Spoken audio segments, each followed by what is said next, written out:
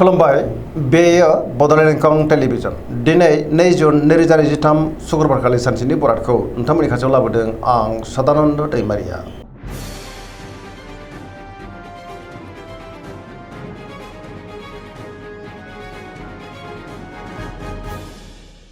सिगां फरायनो लादों मेष राशि गिबि हांखो अ ल। दिनैनि साना जोबोर मोजां, गोसोखौ दिनै जोबोर गोजोननाय मोनगोन, जेरावबो जाफुंसारगोन।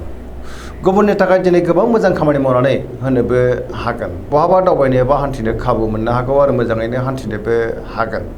सिगांनि बबेबा आद्रा खामानिखौबो दिनै मावफुंनो हागोन। गोसोआ दिनै जोबोर खुसि जागोन, देहाया मोजाङै थागोन।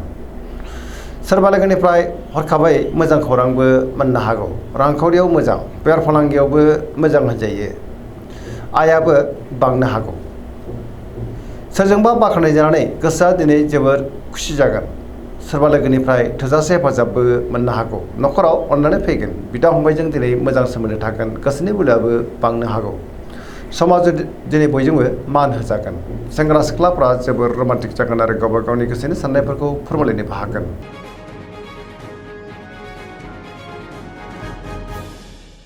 वृष राशि गिबि हांखो इ उ ब। दिनैनि साना जोबोर मोजां, गोसोखौ दिनै जोबोर गोजोननाय मोनगोन। गोसोनि बोलोआबो बांनो हागौ। मावनो लानाय खामानिखौ थि समावनो आरो गोरलैयैनो मावफुंनो हागोन। गुबुननि थाखाय गोबां मोजां खामानि मावनानै होनोबो हागोन। सोरजोंबा बाख्नाय जानो हागौ। गोसोआ दिनै जोबोर खुसि जागोन। रांखावरियाव मोजां, बेफार फालांगियावबो मोजां होनजायो। देहायाबो दिनै मोजाङैनो थागोन। अब्लाबो नाथाय जानाय लोंनायाव सांग्रां जानांगोन। न'खराव बिसि फिसायनि गेजेराव अननानै फैगोन।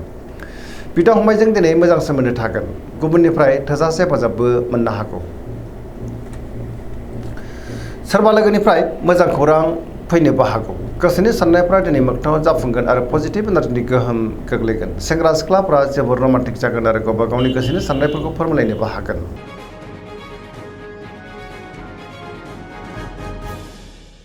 मिथुन राशि गिबि हांखो क स। दिनैनि साना जोबोर मोजां, पजिटिभ एनार्जिनि गोहोम गोग्लैगोन। मोनफ्रोमबो बिथिङावनो जाफुंसारगोन। गुबुननि थाखाय दिनै गोबां मोजां खामानि मावनानै होनोबो हागोन, जेरावबो जाफुंसारगोन। सोरबा लोगोजों बाख्नाय जानो हागौ। लाइमोनफोरा दिनै जोबोर रमान्टिक जागोन आरो गावबा गावनि गोसोनि साननायखौ फोरमायलायनोबो हागोन। देहाया दिनै मोजाङैनो थागोन। रांखावरियाव मोजां, बेफार फालांगियावबो मोजां होनजायो। न'खराव दिनै अननानै फैगोन। गोसोनि बोलोआ बांनो हागौ। सिगांनि बबेबा आद्रा खामानियाबो दिनै मावफुंजानो हागौ। सोरबा लोगोनिफ्राय थोजासे अनसायनाय मोननो हागौ। गुबुननि थाखाय दिनै गोबां मोजां खामानि मावनानै होनो हागोन आरो सोरजोंबा बाख्नाय जागोन। सेंग्रा सिख्लाफ्रा जोबोर खुसि जागोन आरो पजिटिभ एनार्जिनि गोहोम गोग्लैनो हागौ।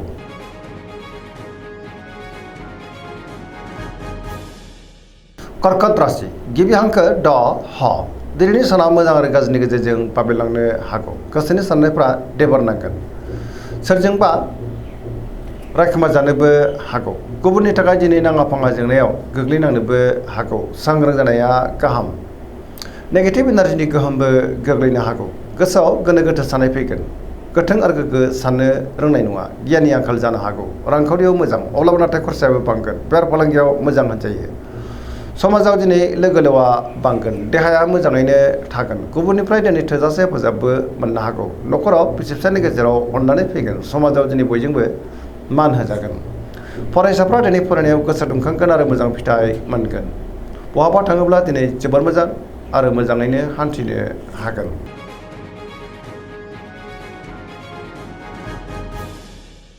सिंह राशि गिबि हांखो म थ।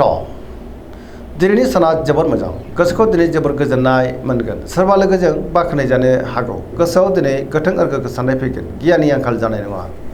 मावनो लानाय खामानिखौ थि समावनो आरो गोरलैयैनो मावफुंनोबो हागोन। सोरबा लोगोनिफ्राय थोजासे हेफाजाबबो मोननो हागौ। बहाबा थाङोब्ला दिनै जोबोर मोजां आरो मोजाङैनो हान्थिनो हागोन। रांखावरियाव जोबोर मोजां होनजायो। बेफार फालांगियावबो दिनै जोबोर मोजां मुलाम्फा मोनगोन। मोननो गोनांखौबो दिनै मोननो हागौ। सोरजोंबा बाख्नाय जानोबो हागौ। न'खराव अननानै फैगोन। बिदा फंबायजों दिनै मोजां सोमोन्दो थागोन आरो गुबुनजों अनजासो गारगोन। पजिटिभ एनार्जिनि गोहोम गोग्लैगोन। देहायाबो दिनै मोजाङैनो थागोन। अब्लाबो नाथाय जानाय लोंनायाव सांग्रां जायोब्ला गाहाम। गुबुननिफ्राय थोजासे हेफाजाबबो मोननो हागौ। गोसोआ दिनै जोबोर खुसि जागोन आरो लाइमोनफ्रा गावबा गावनि गोसोनि साननायखौ फोरमायलायनोबो हागोन।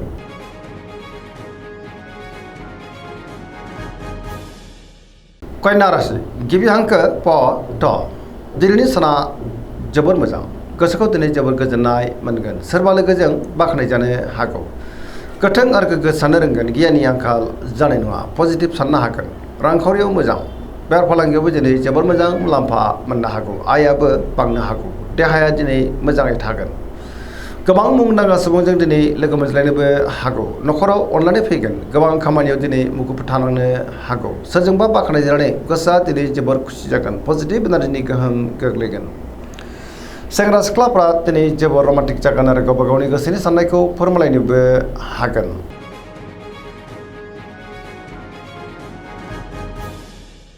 तुला राशि गिबि हांखो र ट दिनैनि साना जोबोर मोजां गोसोखौ दिनै जोबोर गोजोननाय मोनगोन सोरबा लोगोजों बाख्नायजानो हागौ गोबां मोजां खाबुबो दिनै मोननो हागौ गोसोनि साननायफ्रा मोगथाङाव जाफुंगोन मावनो लानाय खामानिखौ थि समावनो आरो गोरलैयैनो मावफुंनोबो हागोन देहायाबो दिनै मोजाङै थागोन रांखावरियाव जोबोर मोजां होनजायो मोननो गोनांखौबो दिनै मोननो हागौ बेफार फालांगियाव जोबोर मोजां मुलाम्फा मोनगोन सोरबा लोगोजों बाख्नायजानानै गोसोआ दिनै जोबोर खुसि जागोन समाजाव मान मोननो हागोन बेफार फालांगियाव मोजां मुलाम्फा मोननो हागौ गुबुननि गोसोखौ दिनै गोरलैयैनो बोनोबो हागोन लोगोफोरनिफ्राय थोजासे हेफाजाबबो मोननो हागौ गोदान थांखि लानो रोंगोन सेंग्रा सिख्लाफोरनि गोसोआ दिनै जोबोर रमान्टिक जागोन आरो गावबा गावनि गोसोनि साननायफोरखौ फोरमायलायनोबो हागोन पजिटिभ एनार्जिनि गोहोम गोग्लैनोबो हागौ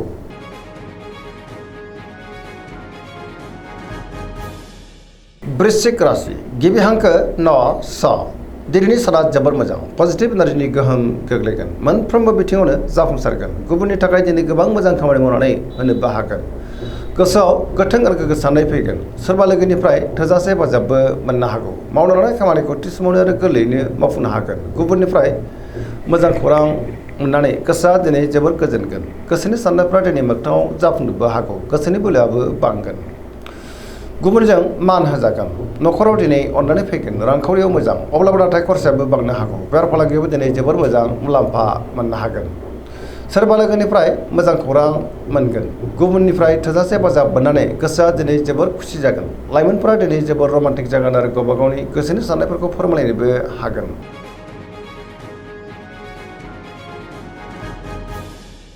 धनु राशि गिबि हांखो ध फ भ दिनैनि साना मोजां आरो गाज्रिनि गेजेरजों बाबेलांनो हागौ गोसोनि साननायफ्रा देबार नांगोन गुबुननि थाखाय दिनै नाङा फाङा जेंनायाव गोग्लैनांनोबो हागौ मावनो लानाय खामानिखौ थि समावनो मावफुंनो हागोन अब्लाबो नाथाय माबा नङा माबा मोनसे गोरोन्थि जालांनोबो हागौ गोसोनि साननायफ्रा दिनै देबार नांनोबो हागौ रांखावरियाव बारा मोजां नङा आयनिख्रुइ खरसायासो बांसिन जानोबो हागौ बेफार फालांगियावबो दिनै बारा मोजां नङा होनजायो समाजाव नाथाय मान मोननो हागोन बहाबा थाङोब्ला दिनै जोबोर मोजां आरो मोजाङैनो हान्थिनोबो हागोन देहाया मोजाङैनो थागोन अब्लाबो नाथाय जानाय लोंनायाव सांग्रां जानांगोन न'खराव बिसि फिसायनि गेजेराव अननानै फैगोन बिदा फंबायनिफ्राय थोजासे हेफाजाबबो मोननो हागौ अब्लाबो नाथाय सोरनिबा गाज्रि नोजोर थानोबो हागौ लाइमोनफोरनि गोसोआ दिनै जोबोर आला खाला जागोन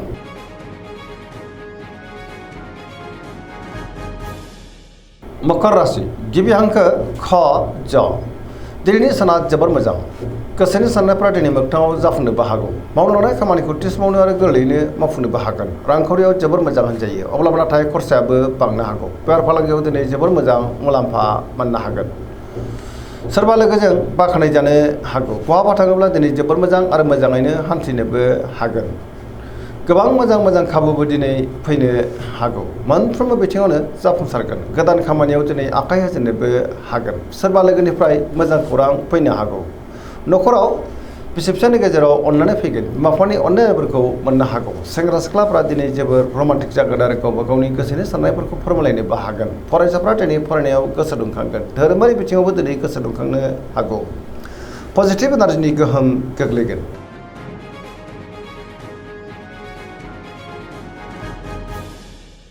कुम्भ राशि गिबि हांखो ग स दिनैनि साना बारा मोजां नङा गोसोआ दिनै जोबोर गलाय गुजाय जागोन गोसोआव गोनो गोथो साननाय फैनोबो हागौ गुबुननि थाखाय दिनै नाङा फाङा जेंनायाव गोग्लैनांनोबो हागौ मावनो लानाय खामानिखौ मावफुंनायाव माबा नङा माबा मोनसे हेंथा फैनोबो हागौ समाजाव नाथाय मान मोननो हागोन गोबां मुंदांखा सुबुंजों लोगो मोनज्लायनो हागौ रांखावरियाव मोजां अब्लाबो नाथाय खरसायाबो बांनो हागौ बेफार फालांगियावबो मोजां होनजायो। देहाया दिनै मोजाङैनो थागोन। अब्लाबो नाथाय जानाय लोंनायाव सांग्रां जानांगोन। सोरबा सुथुरनि गाज्रि नोजोर थानोबो हागौ। गुबुनजों दिनै मोजां सोमोन्दो लाखिनो गोब्राब जागोन। बहाबा दावबायहैयोब्ला लामा सामायाव सांग्रां जानांगोन। नेगेटिभ एनार्जिनि गोहोमबो गोग्लैनो हागौ।